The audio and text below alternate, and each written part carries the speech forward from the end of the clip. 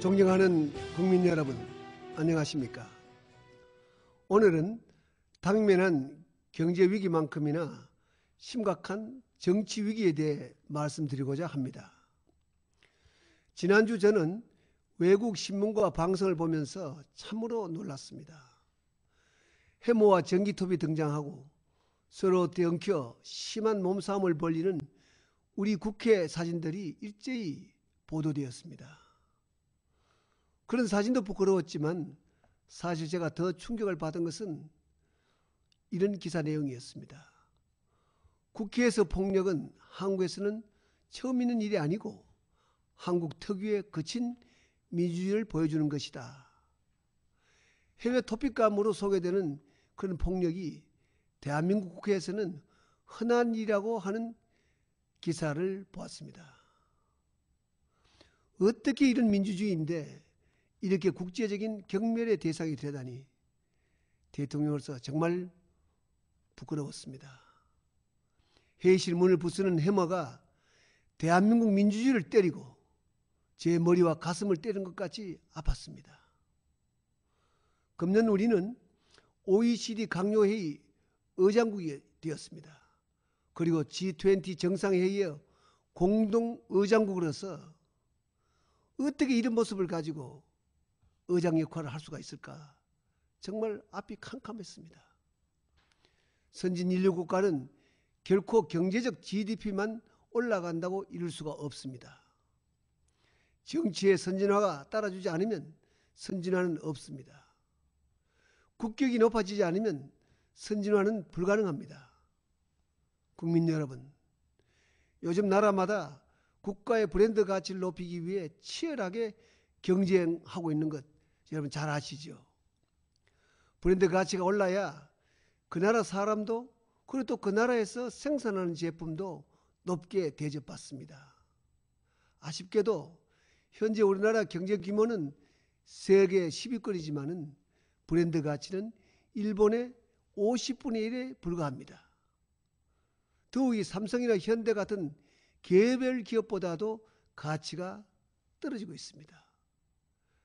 외국 전문가들은 지금까지 우리의 브랜드 가치를 떨어뜨리는 주요 요인으로 격렬한 노사 대립과 거리의 불법 시위 그리고 북한 핵을 꼽았습니다. 노사 문제나 불법 시위 문제를 개선한다면 그만큼 우리 브랜드 가치를 높일 수 있다는 의미가 될 것입니다. 안타까운 것은 정부는 물론 민간까지 나서서 브랜드 가치를 높이기 위해 활발하게 움직이고 있는 이 시점에 그런 활동을 지원하고 이끌어야 할 정치가 오히려 공든탑을 무너뜨리고 있지 않나 하는 것입니다. 국회에서 벌어진 폭력 사태에 대해 혹 우리 아이들이 보면 어쩌나 외국인들이 보면 어쩌나 마음 졸인 것은 비단 저만은 아닐 것이라고 생각합니다. 존경하는 국민 여러분, 대한민국의 지난 60년은 민주화의 역사였고 많은 희생을 치르면서 이룩한 우리의 민주주의는 눈부신 산업화에 못지않은 세계적인 자랑거리였습니다.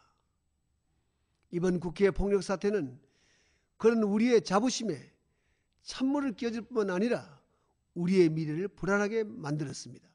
더구나 지금은 군사 독재 정권 시절이 아닙니다. 독재에 대항할 마땅한 방법이 없어서 저항권을 행사했던 시절과 이미 직선제를 통해서 5번의 대통령을 배출하고 선거를 통해 민의를 얼마든지 반영할 길이 열려있는 오늘의 대한민국은 분명히 다릅니다. 국회는 언제 어떤 경우에도 평화와 법질서의 상정이자 보루가 되어야 합니다. 온 국민이 지켜야 할 법을 만드는 국회에서 법을 무시하고 지키지 않는다면 과연 어떻게 법치주의가 바로 설 수 있겠습니까? 하루 벌어 하루 사는 서민들은 일 때문에 잠시 가게 앞에 세워놓은 자동차도 딱지를 떼고 반복하면 면회 정지까지 당하지 않습니까? 저는 미국 워싱턴의 한국전 참전공원을 찾았을 때 그곳의 세계전 글귀를 지금도 잊지 않고 있습니다. 부득이 영어로 옮기면 freedom is not free. 자유는 공짜로 거저 얻어지는 것이 아니고 또한 자기가 하고 싶은 대로 하는 것이 아니라는 의미일 것입니다. 자유민주주의에는 희생과 책임이 반드시 따르는 것입니다. 이번 사안도 그냥 그대로 흘려버리면 정치 발전이 없을 것입니다. 국민은 실망하고 있지만 그러나 이번 일을 국회 스스로 개혁하는 기회로 삼는다면 국민들은 다시 희망을 가질 수가 있을 것입니다.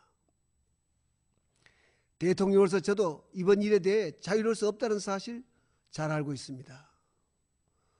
그런 면에서 저는 국민 앞에 다시 한번 제 결심을 다지고자 합니다. 금년 한 해 저는 이념이나 지역을 떠나 경제를 살리고 서민의 고통을 덜어주는 일에 전념하겠습니다. 인기 발언을 하면서 행동하지 않는 대통령이 되지는 않을 것입니다. 하지만 대통령으로서 무슨 정책을 내놔도 계속 반대만 하는 사람들을 보면서 정말 답답함을 느낄 때가 많습니다.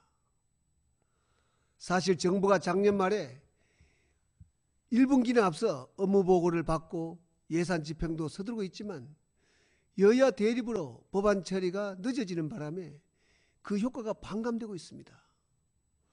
금년 1분기 3개월, 2분기 3개월, 6개월이 경제가 가장 어려운 시기이고 그래서 법안 처리가 더더욱 시급합니다.